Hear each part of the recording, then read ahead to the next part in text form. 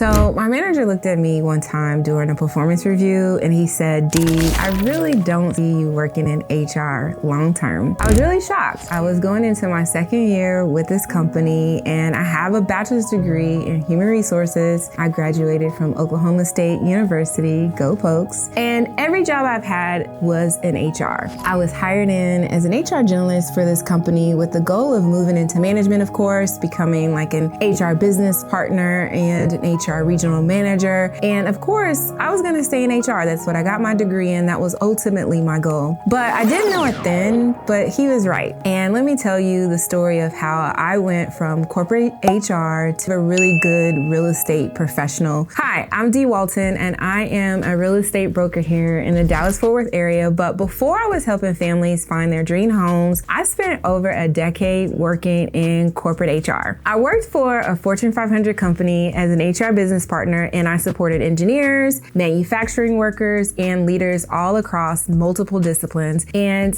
I grew from an HR generalist to an HR manager role, and honestly, I really loved it. I love working with my managers, my employees, and I even love supporting and growing the HR generalists that were under me. But there was something else calling me, and it wasn't something that I could really figure out at the time. And today I want to share my story with you, not just because it's my journey, but because I think it'll help you understand why I approach real estate the way I do and why my HR background actually makes me a better professional at serving my clients. So let's go back to the beginning. I want to share a little story of how entrepreneurship was kind of planted as a seed for me with my mom. She passed away when I was 12 years old, but I cannot shake the things that she planted in me. My mom owned a food truck before food trucks were food trucks, and she also had her own catering business. And I want to say, me as a little kid, watching her go on the journey of trying to run her own businesses really inspired something in me at the time that I didn't know that would come to fruition later. So when I was in corporate, I was in my second year at the company and I was sitting in my performance review with my manager, feeling really good. I had been performing really well, positive feedback from my client group, and I've been crushing it and taking on more responsibilities as well as building relationships throughout the organization. And then he says to me in the performance review that he didn't think that I was going to be in HR long term. And I remember kind of thinking, what are you talking about? This is literally my career. I have a bachelor's degree. I've done all the things to be here in this role today. And I just didn't understand why he would be saying that to me all along while giving me an actually good performance rating. I've only ever worked in HR. That's all I've ever done. And so to say that I don't belong in HR just kind of was shocking to me, especially as somebody who's kind of early on in their career. But here's the thing. He wasn't saying it to be mean or critical. He was observing something in me that I hadn't seen in myself at that time. And it's funny because even now in my professional career as an entrepreneur, I give him shout outs all the time. We're still friends on Facebook. And I just don't think he understands the impact and the influence that he made on me while I was in HR. And even though he didn't think I was going to be in HR long term, I have to tell you, he was probably one of the best managers I ever had. He supported me the entire 8 years that I worked from him, continuing to put me in front of people, making connections, giving me travel opportunities and project opportunities that honestly helped set the stage for where I am today. I didn't know it then, but at the time he was right. I didn't leave corporate right away. I stayed again for that another 8 years and I grew my responsibilities. I became a manager just like I planned. You know, I think a lot of us, especially for those you watching this video, you work in corporate America now and you kind of have a plan a lot of times when you're in that field. And I learned how to negotiate, how to problem solve, and how to manage very complex projects. And most importantly, I learned to understand people. And I really think that's probably one of my biggest flexes as a real estate professional in this business. During the 8 years though, something else was brewing in the back of my mind and I really couldn't shake it. And it wasn't really something that, again, that I knew at the time. But as I was working with that company, I want to say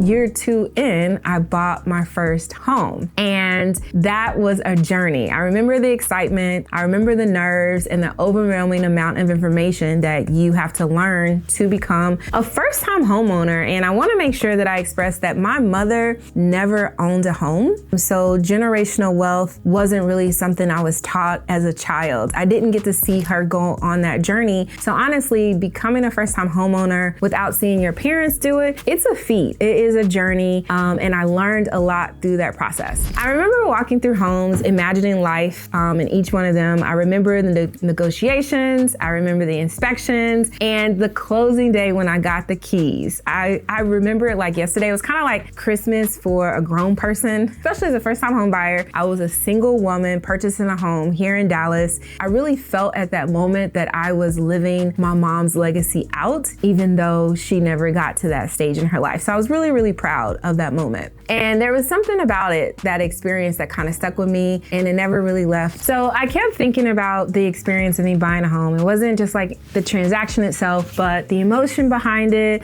the fact that buying a home is one of the biggest decisions that most people will ever make. And it's not just about the square footage or the interest rates. It's about where you'll raise your kids, where you'll host your friends and celebrate holidays, and where you'll build your life. And for me, my home was a safe space because I was a very busy and active person outside of work. So when I came home for the day, it was one of those safe places and safe spaces for me to be. So it was really important. And again, remember, I didn't grow up where we owned a home. So we moved around a lot, apartment to apartment, condos to condos, constantly dealing with landlords. So when I bought my first home, it was just really a dream come true through my mom's legacy. And that I can't even describe that feeling. And this is, one of those things I toy with, because it's not about the home or the capitalism of where we live in the United States, but it really was about that legacy. And I realized that I wanted to be a part of that for other people, but I still didn't move on it at that time. I bought my home in 2015, and I did not enter real estate until several years later. But I wanted to help families navigate the journey. I wanted to use my skills that I learned in corporate America by understanding people, problem solving, negotiating, and some complex processes, and apply them to something that I think really mattered in the way that it mattered to me. So I made the leap. I decided after 8 years at that particular role that I was ready to enter entrepreneurship. And it was really scary because at the time I had a lot of family and friends that were,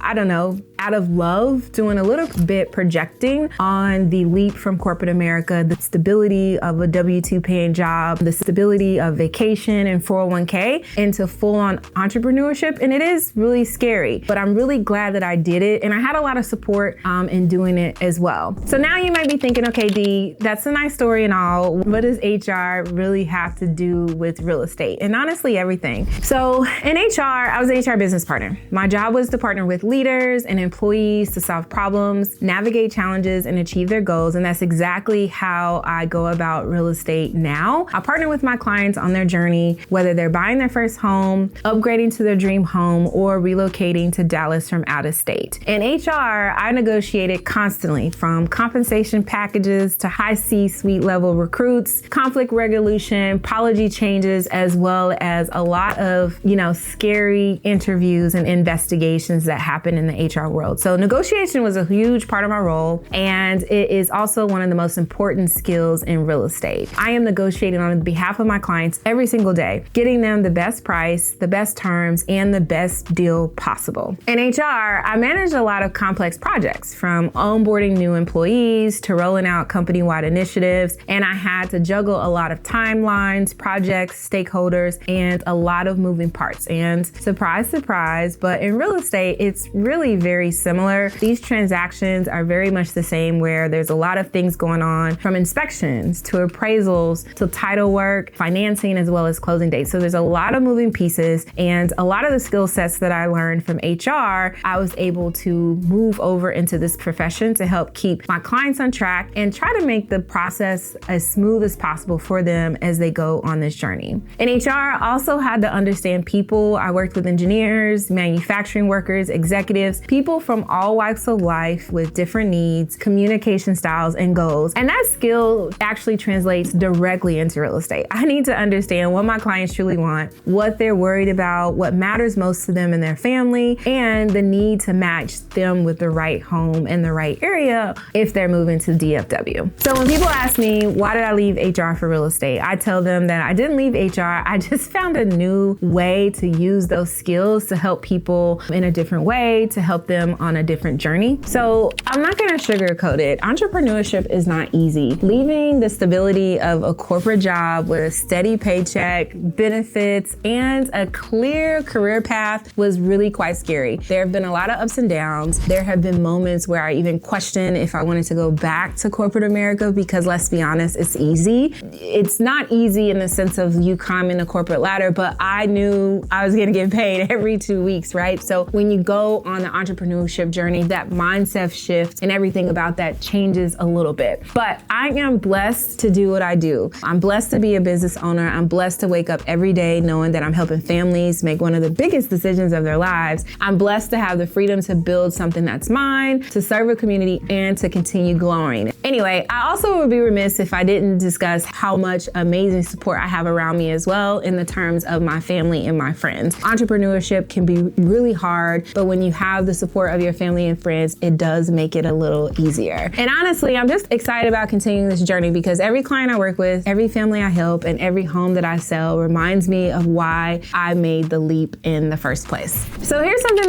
that still makes me smile. Since leaving corporate America, I have actually helped quite a few of my past colleagues and employees that I was their HR person for, and I've helped them on their journey to buy or sell a home. And I think this is actually quite hilarious because, let's be real, most people don't even like their HR person, and in some companies, you may not even know your HR person, which is so great. Think about it. Do you actually like yours? Do you know your HR person's name? Depending on the size and the structure of your company, a lot of people have no clue. So I kind of find this a little bit hilarious. But I was able to carry over those relationships from people that I worked with, people that I supported, and people that I was able to build trust with over the years. They trusted me with their biggest investments. They've let me help them find their dream homes, negotiate their deals, and navigate the Dallas real estate market. And fun fact, I actually just closed on a home. One of my engineering managers, she worked in additive manufacturing at this company that I worked at, and she just reached out to me and said, hey, my mom is moving here from Memphis. Can you help her? Absolutely. And we just closed on her home last month. She bought a home over in McKinney, Texas. I'm super excited for her because ultimately her goal was to move here to be closer to her daughter and to her grandbaby. So that's an example of many in ways that I've helped past coworkers that I worked with in the past. And I'm so grateful for that trust and that support. It is really a reminder that relationships matter, that the way you treat people and the way you show up for them and the way you serve them all comes back around. And now I get to do that on a bigger scale. I get to help families, past colleagues. I get to help family and friends, my sorority sisters, and then strangers that I meet, really provide a value to them on their real estate journey. So why am I telling you all this? You're probably like, I came here to find out something about the Dallas-Fort Worth area, but I wanted to share this story because I want you to understand who I am and how I work. When you work with me, you're not just working with a real estate broker. You are working with someone who's spent over a decade understanding people, solving problems, negotiating deals, and managing complex processes. You're working with someone who sees real estate as more than just a transaction. I see it as a partnership. I see it as helping families build their lives. You're also working with someone who will listen to you, understand your needs, and fight for your best interests because that's what I did in HR, and it's just what I know how to do. I wear the title of real estate broker / HR lady proudly because I know I'm helping families, I know that I'm making a difference, and I know that I'm bringing a unique skill set to the table that most other real estate professionals don't have. I really appreciate you watching and listening to my story, and if you're looking for a real estate professional who truly understands people, who will partner with you in every step of the way, who will treat your home purchase or sell like it's the life-changing decision that it is, I would love to work with you. Okay, so here's what I want you to do. If you are thinking about buying or selling a home in the Dallas area, book a free consultation call with me. Let's talk about your goals, your timeline, and your needs, and let's create a game plan together. You can click on the link that is in my description box, or you can scan this QR code that is on your screen. And if you're not ready, that's actually quite okay. You can go ahead and download my free relocation guide using this QR code as well. And this is packed with insider tips, neighborhood breakdowns, school information, and everything you need to know before you move. The link is also below as well. And if you like this type of content, subscribe to the channel because I'm sharing insider Dallas and real estate tips, good neighborhood tours that are coming soon, as well as market updates.